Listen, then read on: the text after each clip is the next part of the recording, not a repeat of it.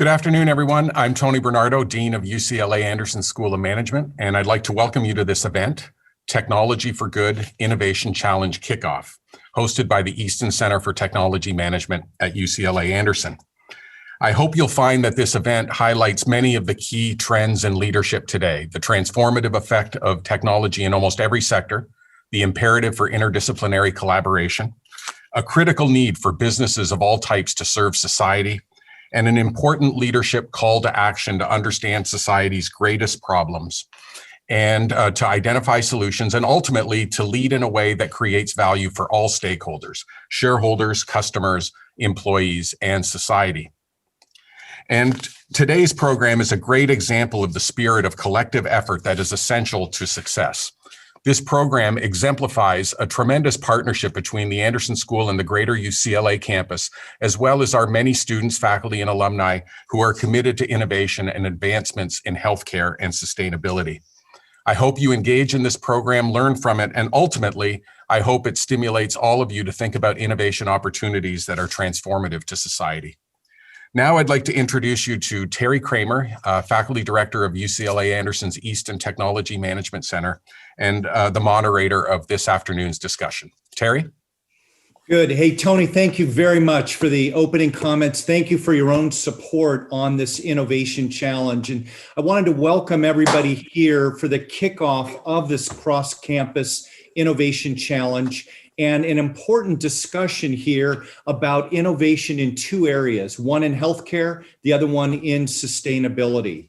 Now, in terms of the goals for today's program, we're going to talk for a few minutes about the innovation challenge itself, the program parameters, what we're trying to achieve, timeline, et cetera.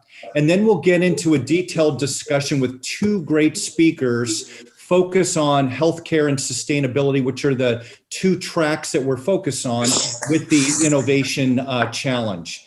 Now, let me start out here, and I'm going to share my screen so that you get a chance to see a few slides we've prepared that go over the innovation challenge itself.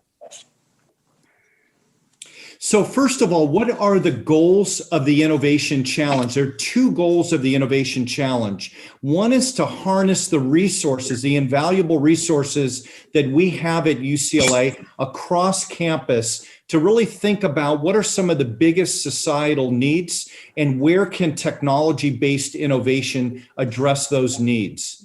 The second goal that we have is a more timeless one, is to create a set of learnings about successful technology-based innovation and all the learnings that will support future students, future faculty member, and future entrepreneurs.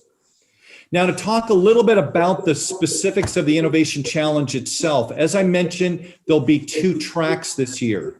So as all of you know, last year we had a track on healthcare. We've decided to continue that again for this year. This year, we've also added a sustainability track to really understand opportunities of innovation there.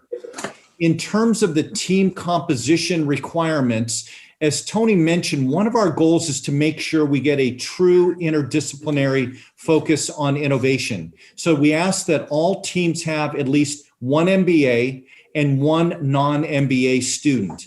The rest of the students can be a mixture of any type. And one of the things we found from last year, some of the best teams had the best mix of skills and experiences across the school. Now, in terms of prize money, we're going to be awarding a total of $100,000, $50,000 in each track. So first place prize is going to be $25,000, second place prize $15,000, and third place prize $10,000 for each of the tracks.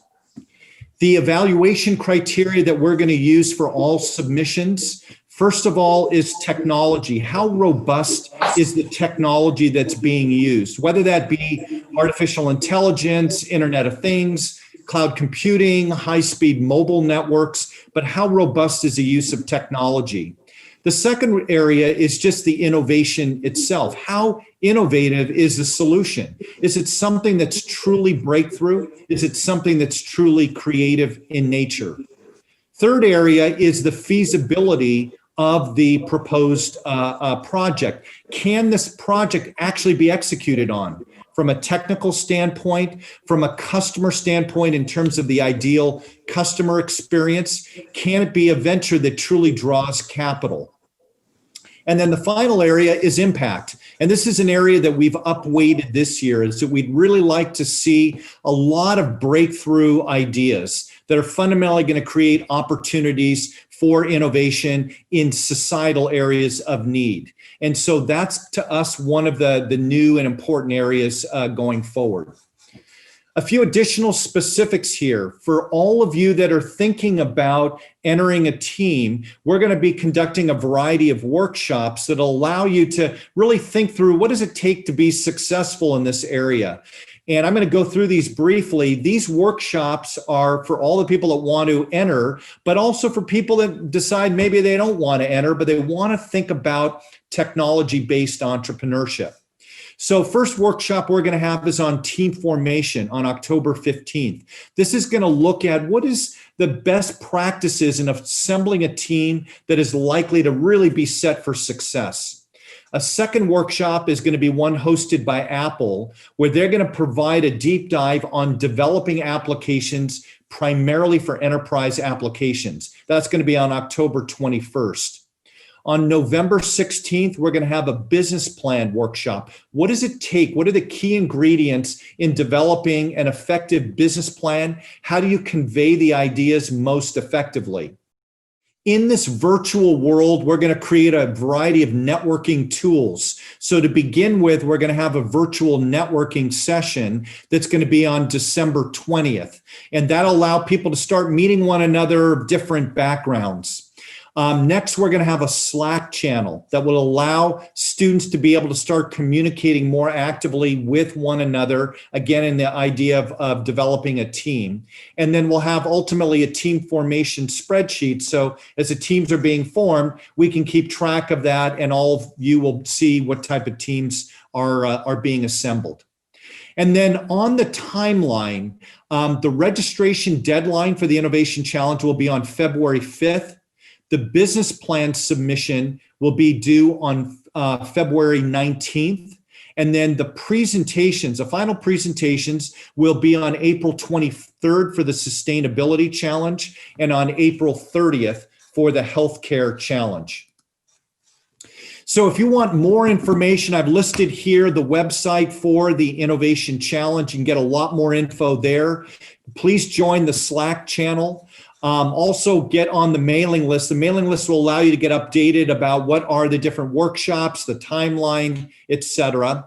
And any questions you've got on the Innovation Challenge, take a look at the email address here of Jamie Park. She's on our Easton Center team, and she's going to be the program manager on the Innovation Challenge.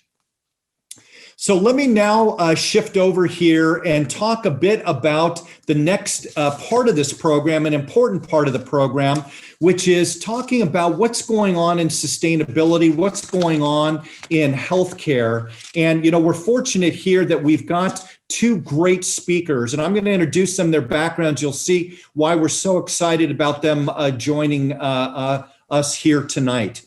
So first of all, I wanted to introduce Eric Hoke. Eric is a professor at UCLA's Department of Civil and Environmental Engineering. He's a faculty member at UCLA's Institute of the Environment and Sustainability, and he's also on the faculty of the California Nanosystems Institute.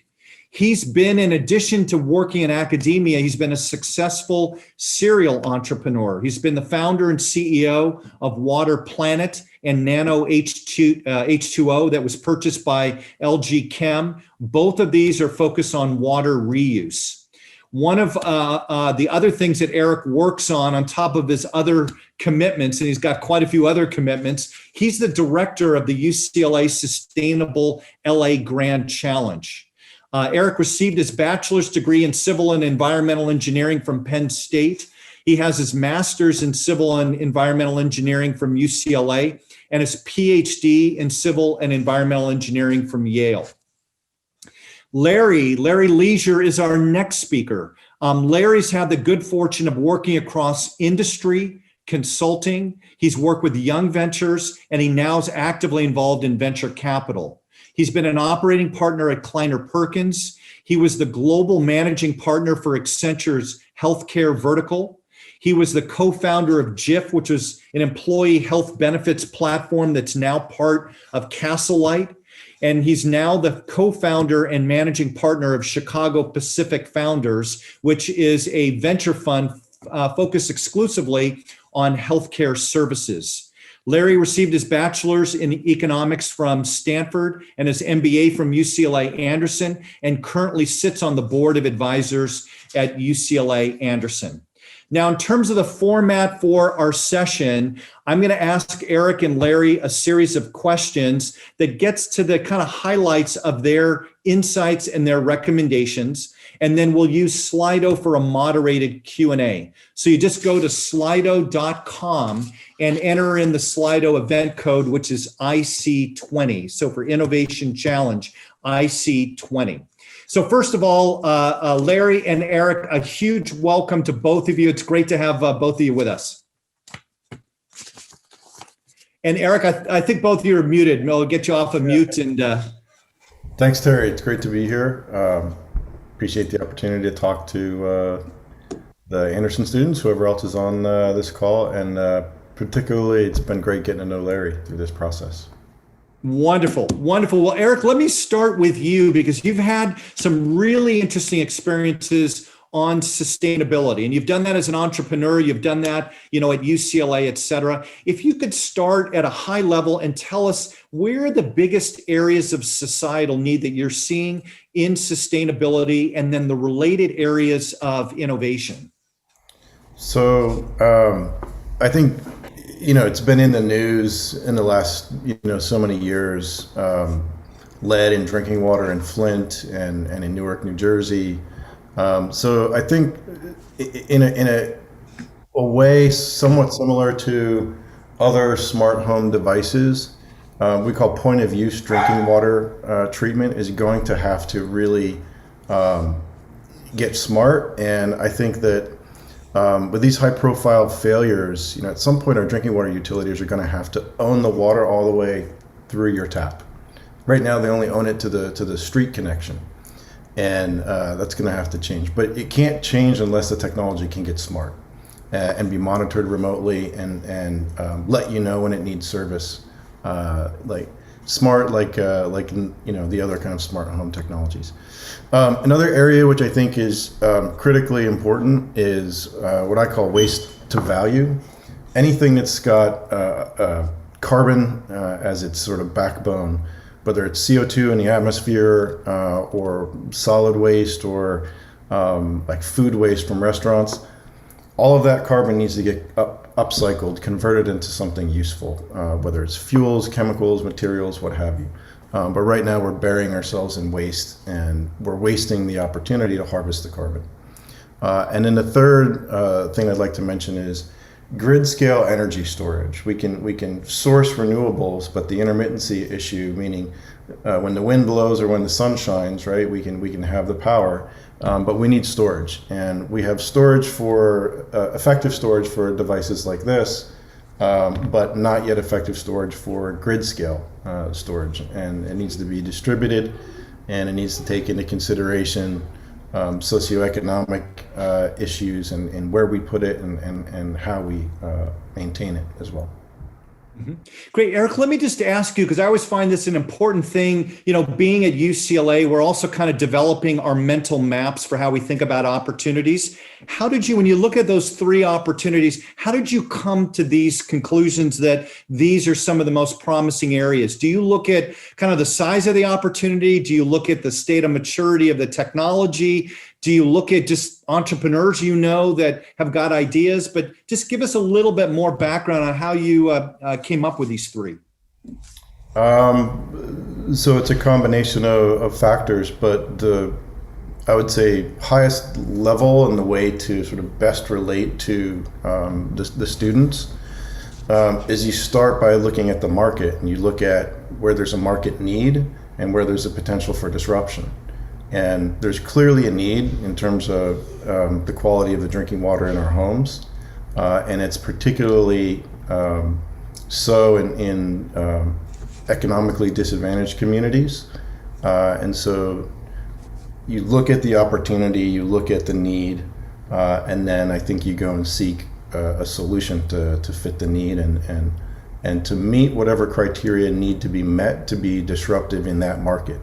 The waste to value came through various conversations, but the bottom line is we can electrify transportation onshore, but the airport and the seaport in LA are going to have a hard time getting to renewables in 30 to 50 years, even in a really long time frame, because the jet fuel needs to be sourced especially, and the transportation distances and the energy densities of batteries just aren't there yet. So we need some transitional things. So this idea of waste to value can fuel the airport and the seaport was really a demand where we need to have a cleaner alternative. And then the grid scale energy storage came from conversations that I've had with, recently I talked to Kevin Payne, as the CEO of Southern California Edison. And as a CEO, you're usually thinking, very big and very broad and not so deeply technical per se, or even in the details. But I asked him, and I've talked to many, many other people, but the conversation I had with him was really impressive. I said, if there's one thing which is going to prevent us from getting to 100% renewables, what is it? And he said, grid scale energy storage. Lithium ion batteries are not going to cut it.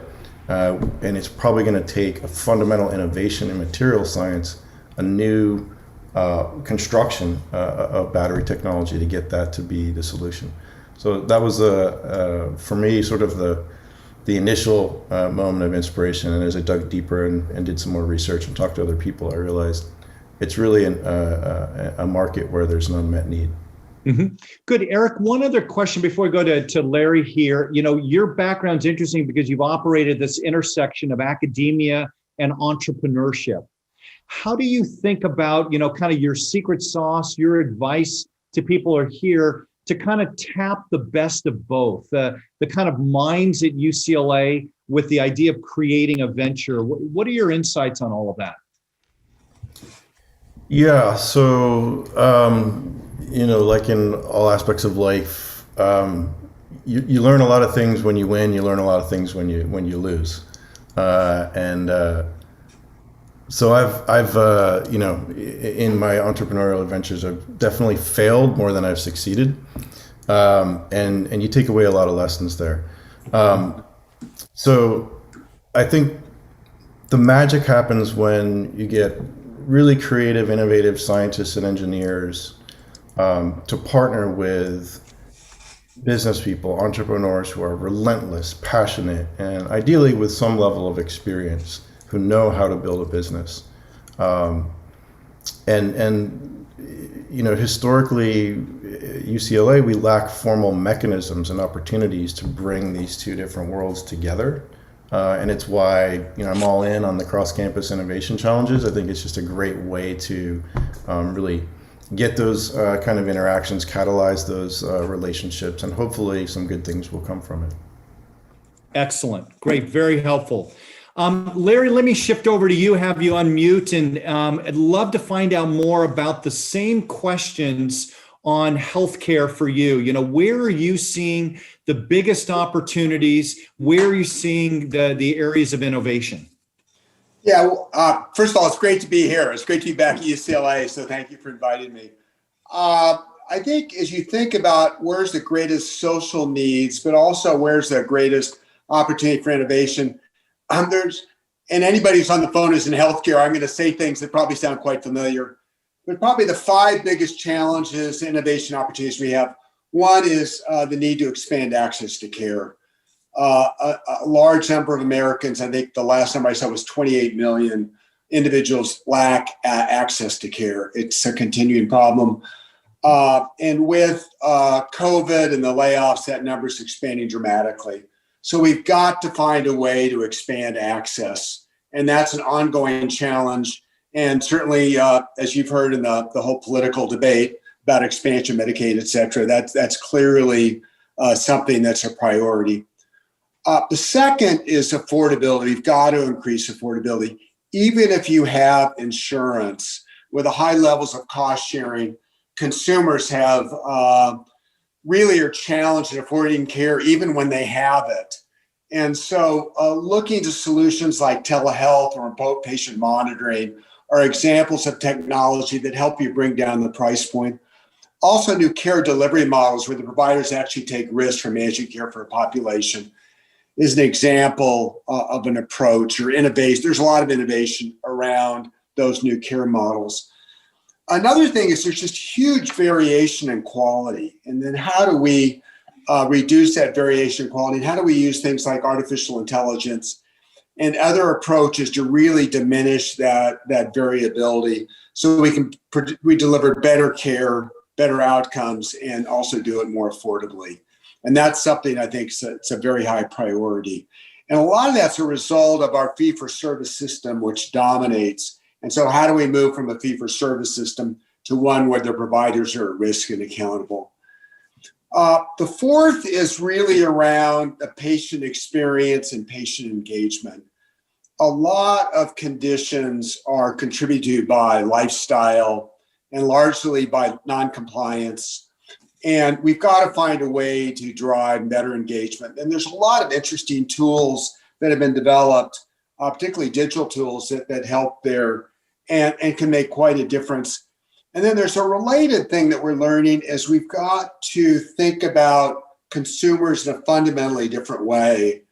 And so the needs of the Black, brown community are very different from the LGBT community, you know, the millennials and the various cohorts. And we've got to think more about how we tailor care to meet their very specific needs. And technology is really helping us identify and deliver solutions that meet the needs of individuals. And then the last is again, this is another COVID thing, which is really understanding social determinants of care, which is increasingly important. You know, the lack of transportation, food deserts, loneliness and isolation, and really trying to figure out how do we understand how that impacts health and healthcare, particularly among our senior population, Medicaid populations. And in each one of those, there's huge, opportunities for innovation. We've already seen it from telehealth to engagement solutions like companies like Livongo or companies like Consejo Sana that focus on the underserved. So there's lots of different exciting companies that are focusing on those. I just make one last comment. All you have to do is look at the valuation of Teladoc or the valuation of Livongo or some of those companies, and you see the atmospheric evaluation of those companies. It sees you how the market's rewarding those entrepreneurs who are addressing those problems. Yeah, and Larry, on this issue, I mean, you've raised a lot of kind of big problems, big opportunities, affordability, access, et cetera, et cetera. Is your general view that the innovation is going to come from entrepreneurial ventures? Is it going to come from large players, Google Health, Amazon Care? Is it going to come from within the established players? Give us your sense about how you're going to get these great things to happen. I think it's really outside in. I think that's a really good question. I think innovation within some of the large companies, pick United Healthcare, for example, which is a company I greatly admire that's obviously grown tremendously in value over the last decade. Most of the innovation has come through acquiring companies that are owned by entrepreneurs. So I think a lot of the innovation is going to really come from entrepreneurs and primarily venture-funded entrepreneurs. Having said that, some of the most effective ones are ones that are effective in collaborating with academia, collaborating with large commercial insurers, collaborating with big health systems. So it's very entrepreneurially driven, but it's done in a way that's highly collaborative. So I think that's the key. And lots of examples of that. So. Excellent. And Larry, let me ask you one other question. Obviously, now you're a venture investor, so you get a chance to see, I assume, lots of really cool business plans and very impressive entrepreneurs. What are you looking for to make a decision? I'm going to invest here and I'm not going to invest here. Yeah, it was interesting. And some of the earlier comments, you were highlighting some of the things that we look for. But there's actually, and I'm sorry it's so many, but there's 10 that I tend to focus on when I'm either coaching an entrepreneur or evaluating an entrepreneur or venture. The first one is the team and their track record. As venture capital firms, we invest more in teams than ideas. Teams and leaders are a lot harder to find than great ideas. The second thing we look for is the addressable market. How big an idea is it? It's got to be $1 billion idea. We want to tackle big problems because that's where you get the big returns. Third is confirmation of priority. I mean, lots of time people think they have a big idea and it's got a big TAM, and they say this is a great idea, and it has to be important for the targeted customer. So we want to see there's evidence the problem you're trying to solve matters to somebody. So how big a priority is it? You talked about earlier in your opening comments, solution differentiation. How distinctive is the approach? How scalable is it? How compelling or how protectable is the IP? Healthcare, the next one is business model. Does the business scale? What kind of margins does it produce? Are you going to get paid? We worry about things like reimbursement in healthcare. A lot of people early on, and I experienced this in the venture side, there's a little bit too much of that build it and they will come. And frequently those did not end well. The sixth is one which most entrepreneurs don't fully appreciate, and I call it workflow.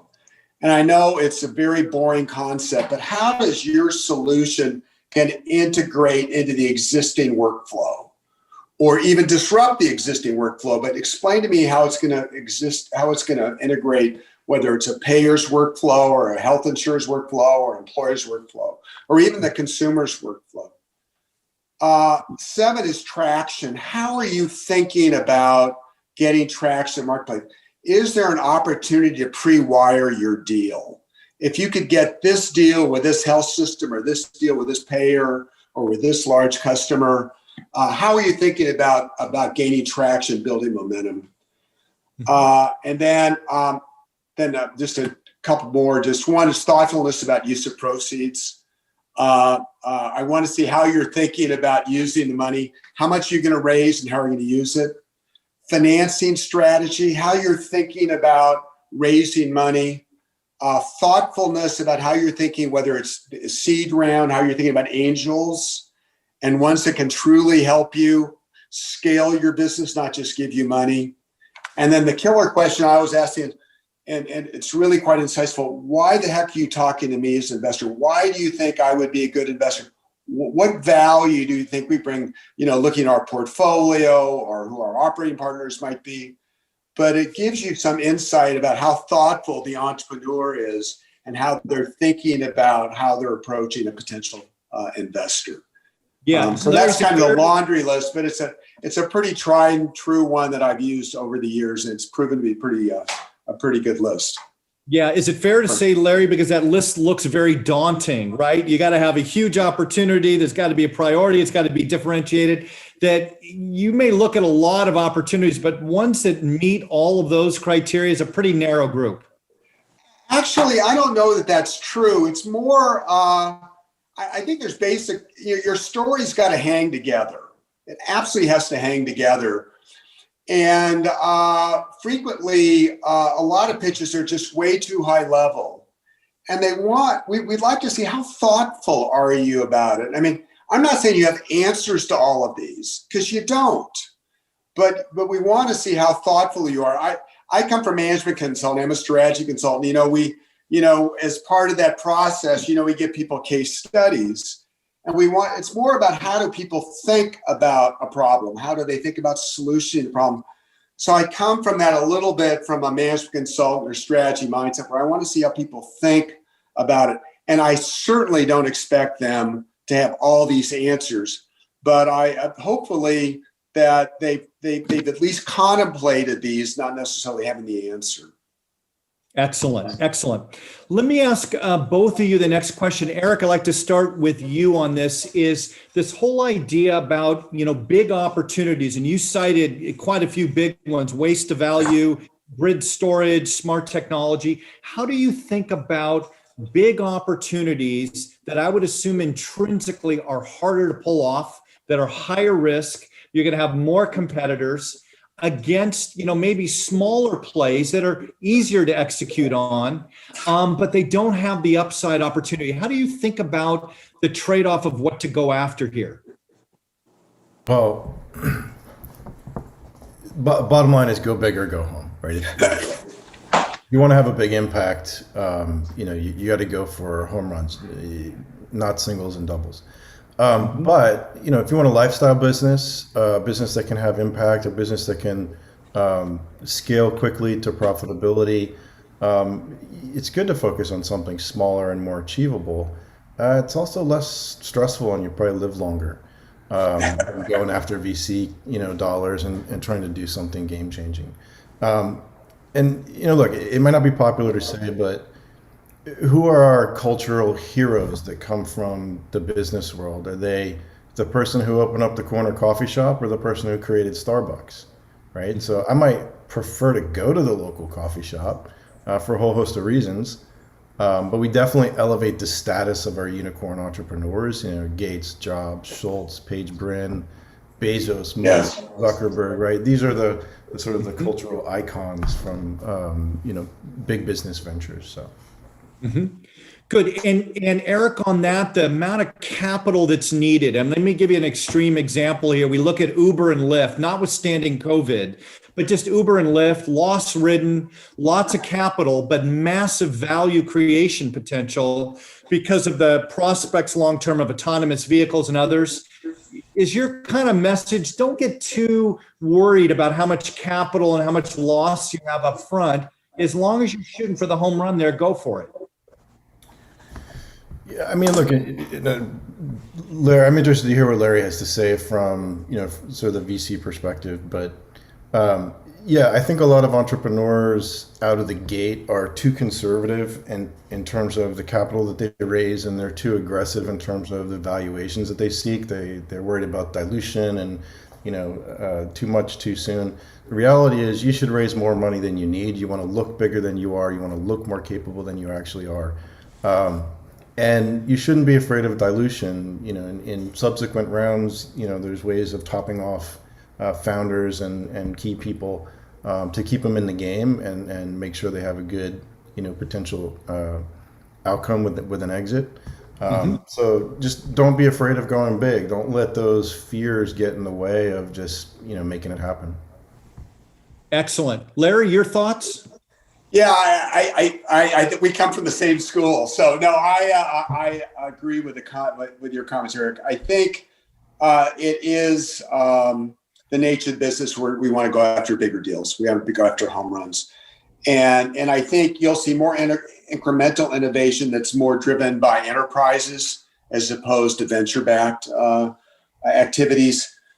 We're somewhat constrained as venture and as PE in what we're looking at. We've got to put a minimum in PE. We got to put a minimum in our fund of $35 million to work with an expectation of clearly majority ownership and getting a 3 times return. So we're looking at putting a fair amount of money to work, and that implies obviously a bigger deal and a bigger valuation. When I was at Kleiner, similarly, we're looking at opportunities that, as I said previously, have $1 billion opportunity where we can put capital to work in either one round or potentially in multiple rounds. And so when we invested in Teladoc, which is now the leader in telemedicine, we clearly had expectations that they could own that market. And I can tell you, we viewed it as multi-billion-dollar opportunity. We never thought it was going to be as big as it was, but clearly that was what we hoped for. Lavon, going the diabetes management space, made the same bet. And then in Progeny, which was our bet in fertility management, all of those we expected would be a $1 billion opportunity. On the notion of raising more versus less, traditionally, you'd set your Series A or your seed or Series A or Series B milestones, and you would raise to get to the next milestone, and you go raise capital. I think it's a pretty dicey, particularly in this environment, because you don't know what the heck's going to happen with the economy. So I would reinforce Eric's comment, which is I think it's better to raise more capital rather than less. I'd aim for bigger problems. So I raise more capital than less. And because there are going to be bumps in the road. And you've got to make sure you have enough capital to bridge through those bumps. You know, you're going to miss a deadline or miss a milestone. And if you get stuck where the economy is going the wrong way, you've missed a milestone, that's when as an entrepreneur, you can end up in real trouble where you have a down round and you really can't suffer enormous dilution. So I'm a big believer in raising more capital and actually more strategic capital. So those are some biases that I definitely have. Excellent. Terry, I'll just add one thing is that I had a investor tell me early on I was working on a cap raise and the relationship with the person on the other side that was going to end up being on the board, they sort of revealed a nature which was it's going to be difficult. And so I went to one of the founders and I said, you know, I'm struggling with this. And it's a guy who's done a lot of deals. And he said, you know, I never regretted saying no to money. I've only regretted saying yes to money from the wrong people. So, hey Eric, they actually did a study at GSB at Stanford, and I apologize, I shouldn't be using this language, but they actually validated the no asshole rule, and they actually proved, they actually did the work and demonstrated the adverse economic impact of making bad decisions.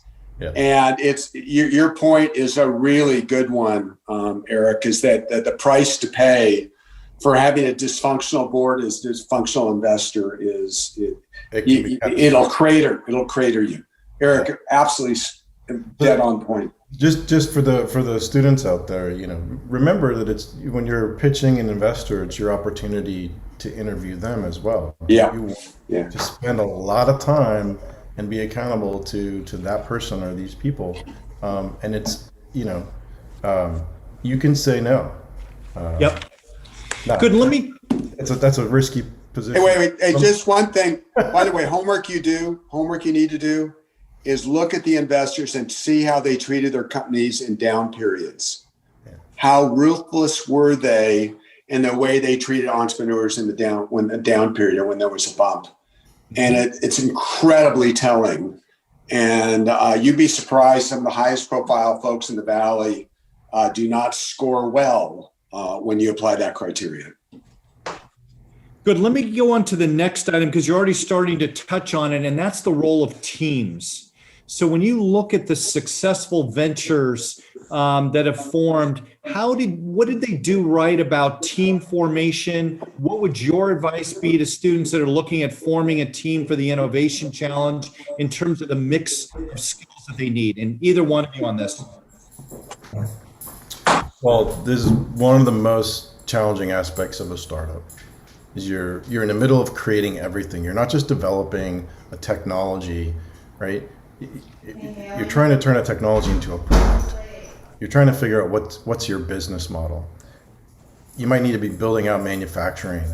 You have to establish sales and distribution channels that from nothing to have some established channels to your customers. Legal, HR, admin, financial operations, support. You're building everything, right? So there's no room for weak links. And there's a couple of key challenges. So for example, if you want to sell an industrial product in somewhere like, say, Louisiana, your salesperson has to be from Louisiana. A California kid's not going to cut it. They're not going to give them the time of day. And because they don't have credibility of somebody who kids go to the same school as the customer or who attends the same church or country club. So it's little details like that the successful CEOs that are entrepreneurs, they think of everything, every detail. Excellent. Larry? Yeah, I just add a couple of points. Building on the last comment, getting to revenue faster is really important. And so I've seen some absolutely fabulous solutions, incredibly well engineered, but where they really failed was on the commercial side. So I think it's important that early on that you make sure you have strong commercial capabilities. Normally, the CEO is the number one salesperson, the number one fundraiser. Doesn't have to be that way, but I'd say that's important. A couple other attributes I look for in teams that have been successful. Obviously, chemistry, because you're spending a lot of time together. Agility, because you have to be able to pivot. And when you, as you learn new information or you run into roadblocks. And then, and Eric talked about this is resilience. You're going to get your butt kicked over and over again. You're going to have so many highs and lows, and you've got to be resilient, and you've got to just have this persistence that that's required. And I think that's something you absolutely have in your team. Somebody who's gonna, when the going gets tough, you guys are gonna work it out and find your way to the finish line. So I think those are things that I would add to Eric's comments. I had a founding investor who said, "Look, the reason we invested in you is you have that one single characteristic that all good entrepreneurs have: relentlessness." Yeah, that was the word he used, relentlessness. And that doesn't mean you're going to succeed. It just means you're going to die trying. And that's all. There is one addition in healthcare is to be successful, people have to believe that you believe in improving healthcare for everybody. There is sort of a mission thing in healthcare, which is sort of a litmus test that people look at. If you're just viewing this transactionally in healthcare, I'd say that's another dimension. People want to see your passion for making a difference or having an impact, which I think is probably somewhat unique to healthcare and certainly to sustainability. They want to see that you have a passion for making the world a better place. So I think that's something that's important in both sustainability and in healthcare. Yep. Let me ask you both, because you both have kind of raised this idea about 1 + 1 = 3 with teams, as you're trying to create a chemistry that produces something greater. We also know, as all of us from our affiliation at UCLA, there's the whole history of North versus South campus, people that have a different mindset and discipline, et cetera. How do you think about getting kind of people that have different skills, whether it's kind of business or commercial skills versus engineering skills? How do you bring them together? How do you get the 1 + 1 = 3? What are the traits, the telltale signs that's going to work versus tissue rejection when you're trying to put very different people together? Probably a lot of different ways to answer the question, but Larry said, as the CEO, and again, one of the co-founders in one of my businesses, he told me, as a CEO, you're going to have to close every sale for the near term. You're going to have to look the customer in the eye, and they're going to have to believe you that this thing's going to work, that they're going to back it, because it's a first of a kind, right? Any startup, any new technology hasn't been done before. So you're the chief salesperson, you're the chief fundraiser, you're also the chief cheerleader for getting the team to buy into the vision and to the mission and to be willing to follow you, right? It's a bunker mentality, and they have to be willing to die trying right alongside you. And so you have to be able to inspire the people that you're asking to get out of a cozy job, come to this crazy startup, right? Take a risk. It might be a career, disaster for them if the thing craters and their name's attached to it, right? So you have to be able to inspire and lead. Mm-hmm. Excellent. Larry, thoughts from you? Yeah, it's funny. It's an interesting question. It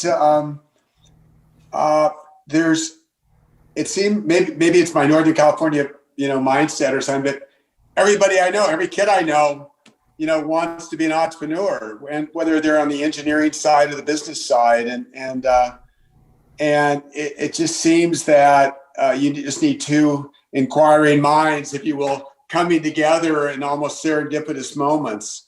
I think if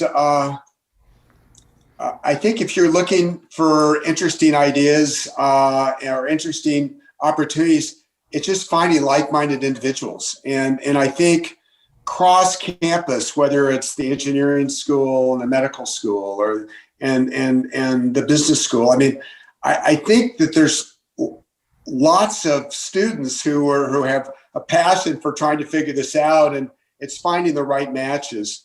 I think there's another thing the CEO must have some knowledge of the underlying technologies to be acquired. So I think in the days where it could be somebody who just had an interesting business idea but didn't really understand the underlying technology, I haven't seen that be particularly successful, because you got to know what you don't know, and you've got to be able to relate your vision to a technology team, for example, that you can partner with.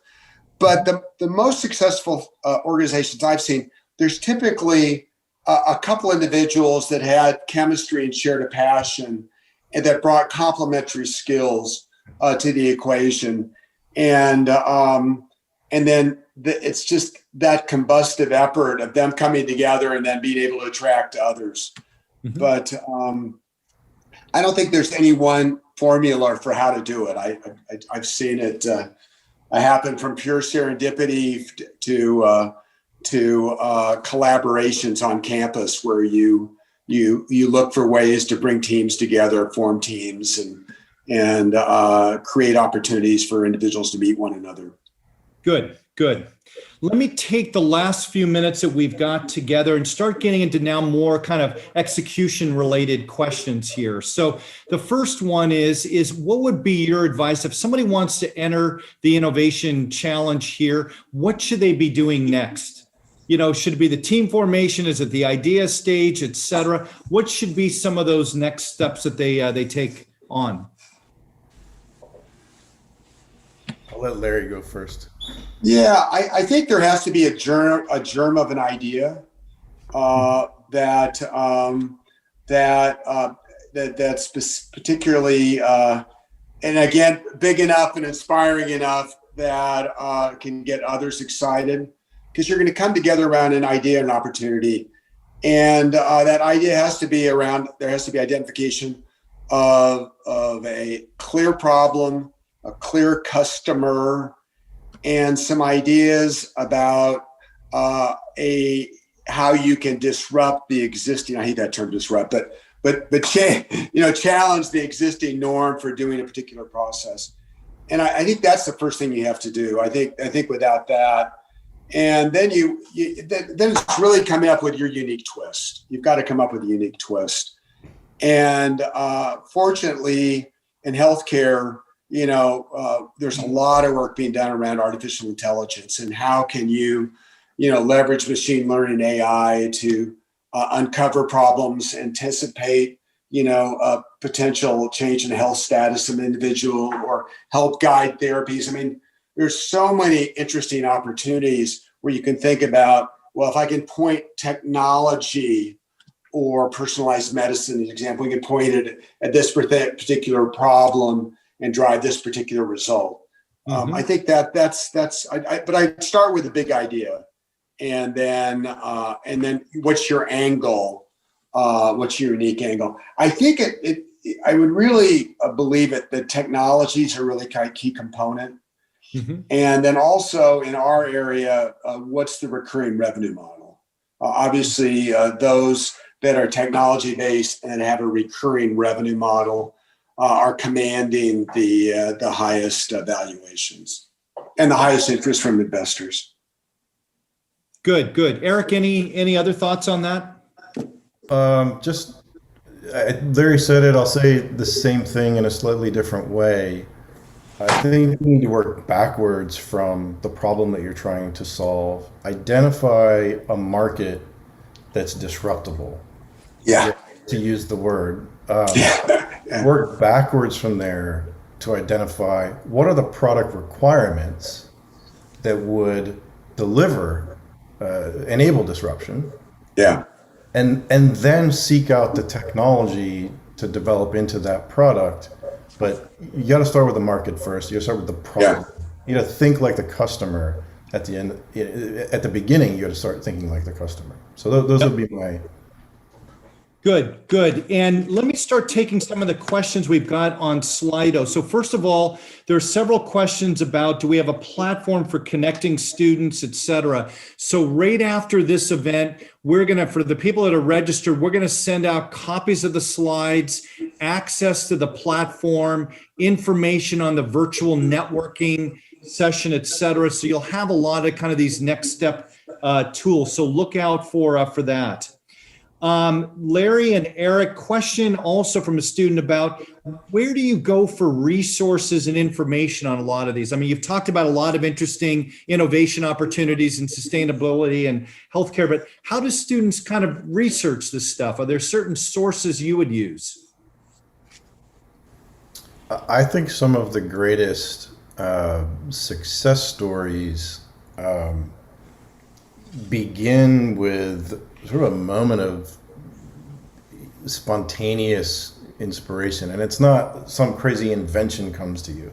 So I'll give you an example. There's a couple of alum from UCLA Anderson, Jim McDermott and Jeff Green, who in the spring of their I think or somewhere in their last year, this was 20 years ago, they were mailing off resumes to try to find a job. And Jim had to ride up a hill in Brentwood to go to the post office to buy stamps every time he wanted to send out a round of resumes. And one day as he was huffing and puffing up the hill, he got this inspiring thought. What if I didn't have to ride up this hill to get stamps? What if I could just order them online from my apartment and they would show up somehow? And from that, they created stamps.com. Now, not every crazy idea you have is going to result in, a mega hit financially. But I think you have to be inspired by seeing a need which is so compelling and obvious that you can say, okay, I may need to dig in and do some research, learn about the market, learn about the channels, figure out the technology. But this is an inspiring need, right? Which is just, in my face. Excellent. Yeah. There's a couple things I'd recommend. One is entrepreneurial forums, where there's a lot of them in healthcare, Health 2.0 and others. I could certainly, if somebody have questions, I could certainly be more specific and direct people, but where you can hear entrepreneurs' stories. So I think those have been particularly valuable, case studies.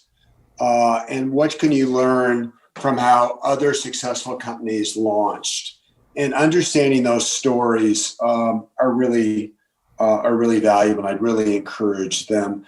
And then a third, there's a maybe it's not a dirty little secret, but entrepreneurs are incredibly generous with their time. I'm talking about successful ones, or whether they're venture capitalists or former entrepreneurs, incredibly generous with their time and helping to coach and guide young entrepreneurs. My wife jokes that, on Saturday and Sunday, I might have 4 breakfasts with young entrepreneurs. And I would thank God for COVID, because I haven't been able to do that for a while, because that contributes to your waistline. But in any case, it's, but really take advantage of entrepreneurs. And you're not asked, they're very generous with their time. And the greatest gift you can give is to pass on your knowledge and insights and experience. So those would be a couple things, kind of practical, tactical things that you can do. So. Okay, excellent. Let me ask a couple last questions here. We'll see what time we've got for them. Eric, question for you. Do you think the battery is the future for energy storage? I think it's got to be one of the tools in the toolbox. I think you're going to have pumped hydro storage for larger scale, grid scale applications. I think you're going to, the U.S. Department of Energy is tripling down on electrolysis for localized on-site hydrogen production from water. So we don't need pipelines and trucks on the road. You can imagine a gas station where you've got access to tap water, and through electrolysis, you're making hydrogen gas in real time on demand, right? That's the kind of thinking. So I think it's going to be a mix. I think batteries are definitely going to be in the mix. I think there'll be something different from what a lithium ion battery looks like. It might be redox flow. It might be some other sort of chemistry, but they'll definitely be in the mix. Okay, good. Larry, question is the goal of healthcare entrepreneurs to solve healthcare issues or simply mitigate them in the absence of public policy reform? Wow. The answer is public policy plays such a significant role in healthcare, so you can't ignore it.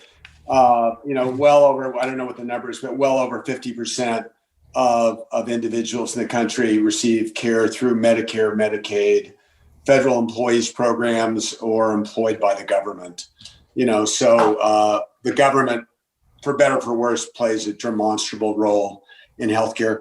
And to be honest, they've done an actually pretty good job. In Medicare and managed Medicaid, the shift from fee-for-service to value-based arrangement has had a significant impact and moderated increases.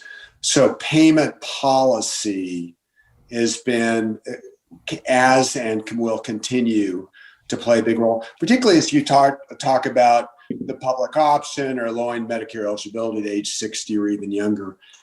Having said all of that, technology will play a significant role in delivering care more efficiently, more cost effectively, whether it's telemedicine, allowing you to deliver care at a distance at a much lower price point, using personalized medicine to ensure that you are more effective in targeting therapies to solve specific problems. That would be another example. Using AI to anticipate what might happen, to maybe target population, intervene with, help identify and guide what the most effective treatment is, vary the dispersion in terms of the way care is delivered.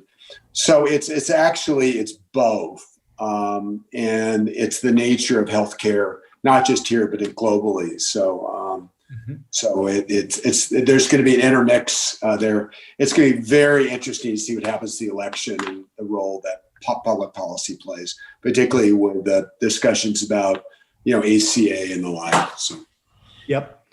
Good. So let me do this in summary. I always like to kind of share what I thought the takeaways were from what both of you shared. I like to share those and give you an opportunity either to upgrade them or to share any other closing comments you've got on the broader topic.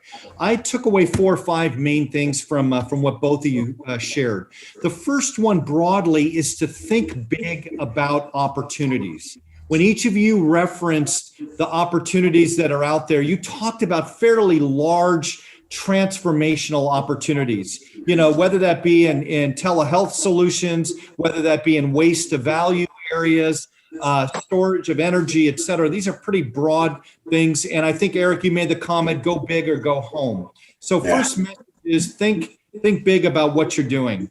Yeah. The second thing is the need to collaborate. It's interesting in one form or another, this idea about collaborating. So Larry, you talked about this when you were talking about healthcare and all the different stakeholders and this ability to work with people that may not have been friends all the time, but you've got to kind of find a way to collaborate. Eric, you talked about the need to collaborate between academia and entrepreneurs and industry. And both of you talked about the need to collaborate amongst team members. But this idea of collaboration is key. Third item I took away, invest more in teams than ideas. So Larry, I think you made a comment, which is a very telling comment about, if you've got great people, they will figure out solutions to very big problems and commercialize. Don't go light on the team. That actually should be one of the first things. The fourth item that I got out of this is what are a lot of things that you do need to be thinking about to get to the kind of escape velocity? How big is the opportunity? Is it something that customer really relates to? Is what you're offering differentiated? Or are you one of many people that are out there? Is this something that people would put capital against, et cetera? There's a fairly robust list of things that you need to kind of get through here. And then the final piece that I got is about what the DNA of a team needs to be like. This idea about resilience, the idea about agility, because you're going to have to pivot multiple times. The idea that CEO, yes, they may be commercial, but they better have a healthy respect for the technology, that there's a lot of things that have to go on in the DNA of the organization. Let me stop on those. Those were my main takeaways. Any upgrades on those or other parting thoughts? I'll say, I tell all the entrepreneurs and companies that I advise now, new product, new company, you wake up every morning with 2 strikes against you. And the universe does not want you to succeed. Trying to take on the creation of a new business based on a new technology that hasn't been productized yet, that you don't even know what the channels to market will be. It's like voluntarily taking over for Sisyphus, trying to roll that boulder up the hill. Everybody around you knows the gods on top of Mount Olympus don't want you to succeed.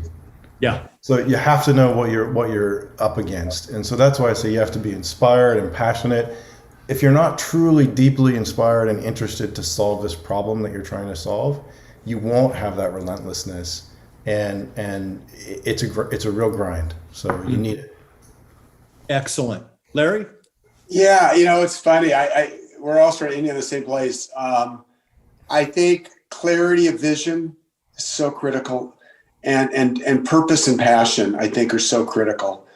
But as you said, Terry, persistence, resilience, and agility. And persistence. I think Eric and I both just beat on that. You've got to be able to, every day you have to come in and have that. And I think that the clarity of vision and passion, purpose, is what gets you out of bed every day, because you have this vision about what you can accomplish. I will tell you the rewards are enormous, both in personal satisfaction. I be an entrepreneur, and by the way, like Eric, I've had my share of duds, but when it happens, nothing feels better. And yes, there's economic rewards that come with it, but the psychic rewards are just unbelievable. And to be able to have accomplished that, and also anybody who's played team sports, it's like, you're down and you rough it out, and you're on the soccer field and it's muddy and it's cold, and you come back and you win, and you just go, my God, there's not a better feeling in the world. And it's, and I can't tell you how exciting it is to be an entrepreneur. Just encourage all of you that are participating today that there's no higher calling. And at this point in the country, we're going to have to innovate our way out of a lot of problems. And so the future will rest on your shoulders, so don't screw up. So. Excellent. Well, listen, let me just say a big thank you to Eric and to Larry. I mean, both of you have role modeled what exactly it is that it takes to succeed here. The ideas, the ability to think outside the box, the resilience, and the passion, for what you're doing. So let me first just thank both of you. I can't think of 2 better people as part of our kickoff for this innovation challenge than both of you. Let me thank the Easton Center team that really put this together, and they're going to be carrying this through now. And that's obviously Jamie, it's Darina, it's Heather, all the work that you guys are doing. And finally, to the students and all of you attending this, as you kind of saw from the passion that Larry and Eric have, I hope you will see and experience the passion with the Innovation Challenge, to see the learning, the growing, the sense of success, and ultimately what's going to benefit the world. Sounds trite, but a lot of these things will fundamentally help the world and the plight of the world. So a big thank you to all of you. I hope all of you engage. If I can do anything for you, let me know. Have a great evening, and good to be with all of you. Take care. Thanks so much. Thanks, Larry.